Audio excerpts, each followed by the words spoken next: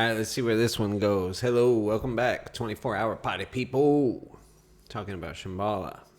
I'm thinking about Shambhala clichés. Shit that you just used to hear a lot. And I could only come up with a couple of them right off the top of my head. As like I said, I'm kind of blocking them out, but I bet y'all could list zillions of them in the comments. So let's see what else we come up with. This is going to turn into something entirely different. But I'll start with that. So, like, there were all these things that Shambhala people would, like, say all the time. Oh, I just thought of a few more. Some of them were like repeating like Trungpa stuff that he liked to say, you know, for sure, or like there were versions of that. But among them was the doesn't really matter, couldn't care less, and what was the other one? NBD. So they used to do the letters, right? NBD, DRM, and CCL. And apparently you were supposed to say this about like everything, but it was no big deal. Doesn't really matter. Couldn't care less. Again, wow. See, I didn't really think this. I wasn't thinking of those before I went to shoot this video. But yeah, doesn't really matter. Couldn't care less, and no big deal. And it's funny because no big deal doesn't really bother me as much as the other ones. But like, they all kind of bug me now.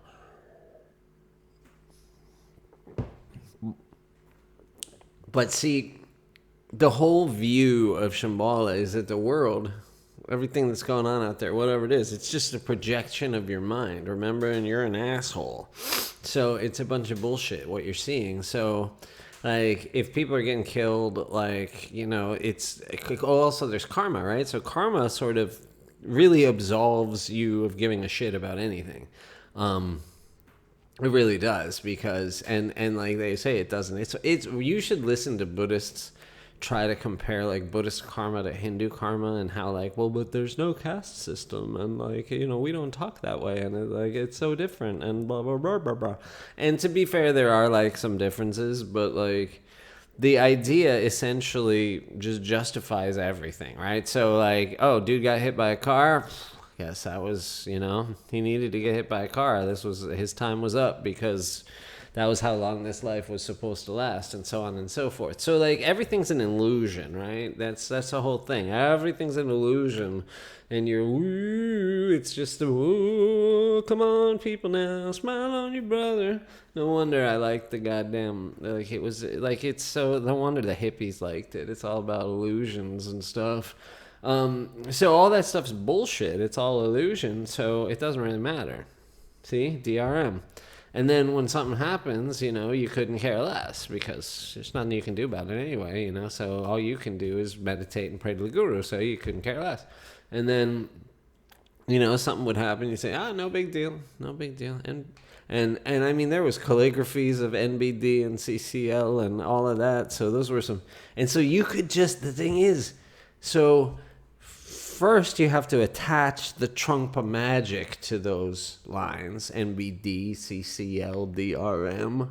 And then, once you have attached the Trungpa magic to that garbage, then you can just use them as a spiritual cudgel on people whenever you want. Oh my God.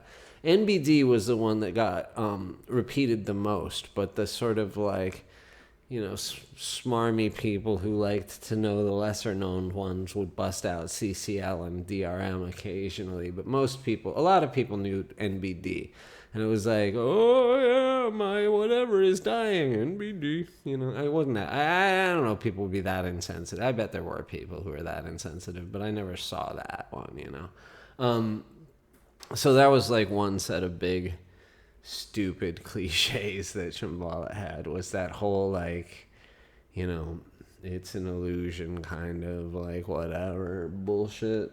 And then another one that definitely comes from the, hang on a minute here.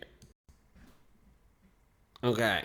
Another one that goes back to the sort of early Trungpa days, or definitely comes from the Trungpa people, and is part of the lineage of Sakyongs, the lineage of Sakyongs.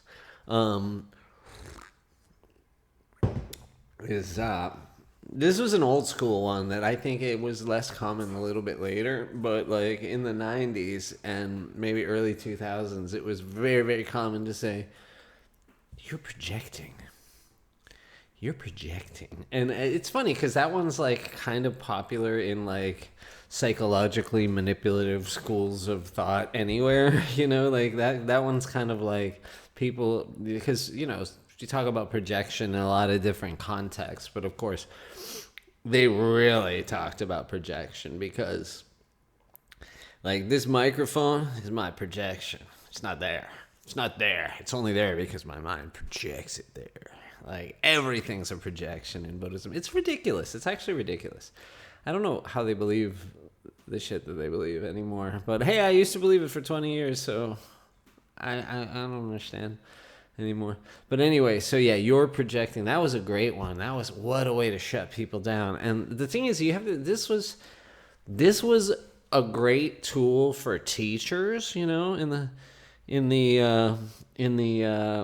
sort of sitting in the teacher box, up on the throne chair. Somebody would ask something, they'd be angry or something. Do you think you might be projecting a little bit? Projection is a great deflector. But then, like, people would use them amongst themselves sort of as, like, when they were at kind of equal levels in the hierarchy or the power structure, you'd still get, you're projecting, no, you're projecting, no, you're projecting, like children, like little tiny children. Projection. No, you're angry. No, I'm not angry. You're projecting. You're angry. You're the one that's angry because you're projecting. No, you're projecting your projection on my projection, and then somebody's going to have to pay for the projector later. It was just disgusting, actually, socially. Now, keep in mind, it was like not everything was like this, but like there was a lot of that going on, right? I mean, there was some very sweet, very friendly stuff happening, and then there was also the rape. So, different things were happening. Not just projection. So that was a good one. You're projecting. That was a good Shambhala cliche. Another good Shambhala cliche was, what was it? Sit with it. And this is where I'm going to start to once I get through this one, I'm going to start talking about something I didn't expect to talk about in this video, but it just ties perfectly into it. So that one, that was like the meditation instructor, or if you were like 10 minutes more senior than somebody else, you could start to pull out the sit with it line, right? Because you went to like one more hour of a datun than they did, so you could bust out the wisdom.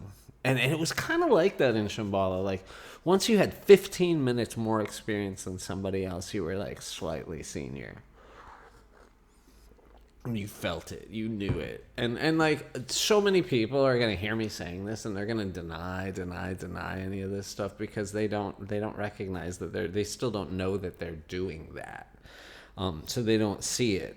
And what I'm saying may sound, with a lot of the things that I'm saying, it might sound kind of exaggerated, and I'm definitely leaving out details, and it's a slightly imprecise. And most of the people don't feel like they're doing this thing, but that's what's going on. They're just frantic all the time. They're just frantic all the time. And no, I'm not just projecting, actually. Because that's exactly what they will say, though. With the you're projecting thing, is that they will say, well, he's projecting his neurosis onto the entire community. It's exactly what they will say. And now they're saying, see, he even knows it. You see? So yeah, sit with it. This one, sit with it. That's the one.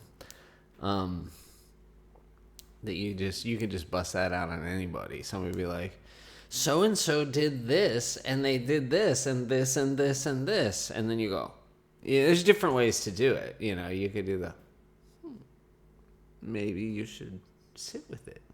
Like, that was one of the ways that people would do it. Ugh. Like, then there's somebody would say, and you just say, sit with it. Like that, There's different versions, There's the cheeky version, there's the elder version, there's the direct version, a million different ways to say, don't fucking bother me with whatever's on your mind. That's what sit with it really meant, right? But it's like, and it's a bad, bad, bad piece of advice that doesn't actually, it's not even consistent with Shambhala, right? I've been trying to sit with it. I've been trying to sit with my emotions. I've been trying to sit with these thoughts or whatever. But, like, you're not supposed to, you're just sort of supposed to be acknowledging the existence of your thoughts and emotions and letting them go, right? But then people are like, I've been trying to sit with it, and it just sits with me. And I don't mean to make fun of those people. I mean to make fun of the answer, because that's the thing is, it's not just a cliche, right? Sit with it. It's not just a cliche. It's a crime. I mean, that's extreme, but it's literally, like, what they're saying to people is really, really bad advice for a lot of people. It's not just that, some people couldn't figure it out or something. It's like, your generalized advice that you give to people is not good for, like, a very large percentage of the people who are interested in the teachings that you have, and you don't know it because you don't understand it. And this extends way beyond Shambhala clichés. Here we go again, ladies and gentlemen, 24-hour party people. That's what happens when we talk about Shambhala. So you tell people to sit with it, right? And they're traumatized. Okay, so Shambhala, who has the science of the mind, and believe me, they say this crap, all right? They'll be like, well, we know spirituality is not like a science, but, essentially, because, like, they think that's the thing, right? The science of the mind, these people just figured out. They just figured it out, right? With their mental whatever, how the mind works, and they have all these, and then this process leads to that process, and this process leads to this process, and wheat is a color. It's ridiculous when you get into the details, crescent moon is like a color, it's just bizarre. It's just totally bizarre. But anyhow, I digress yet again. So the main instruction, like, these people are supposed to know everything about mind, and the main instruction that they give people for dealing with emotions is, stop telling yourself the story that's in your head, whatever story it is about that emotion, and just feel the emotion, right? So basically, and the theory, or the logic, because it's not science, it's pseudoscience. The fake logic is basically that by thinking the thoughts that tell the story of the emotion, and I want all you trauma-informed people to listen closely, that if you just stop thinking about the storyline and just feel the emotion more deeply, it'll just kind of, like, it'll dissipate. And so that's just really bad advice. It's just really, really bad advice. And that's about the only advice that Shambhala had for working with emotions. That's it. That was it. That was as far as they went. That, and if you meditate enough, you can create some distance so you won't feel it. So basically, they're making themselves numb. To that experience, and they claim they're getting more sensitive, which actually they're just going crazy. But the thing is, like, take someone who's traumatized and tell them, just sit in that feeling. Just stop telling yourself the story and just sit in that feeling. That's gonna lead to enlightenment. Just making those people, just fucking torturing those people. And I was one of those people. But I'm away from you. But I'm mad at you for what you're still doing to people and what you did to people before. That because it was whatever happened to me. It was probably worse what happened to somebody else. But you can't do that to traumatized people, you fucking dumbasses. And this disqualifies you. It's 2023, and your tradition is supposedly part of an unbroken chain of perfect enlightenment that goes back over 2,500 years, and you're just figuring out how to relate to trauma. You don't understand the nature of mind, fuckhead. Stop lying. Stop hurting people. That took an unexpected turn. I thought we were just going to talk about cliches. But no, that's the thing. They became trauma-informed a few years ago, and they're not even good at it. And yet, they understand the nature of mind. They know the 3 times. They know the past, present, and future. The gurus are infallible, and they don't know how to relate to trauma. They don't understand how to relate to traumatized people. Yeah, that is entirely disqualifying. Sit with it. My father raped me. Sit with it. Just stop telling yourself the storyline and feel the pain. It'll just go away if you do that. You people are fucking criminals. You're fucking criminals. Don't go to Shambhala, people. There's nothing to salvage there. You're holding on to a delusion.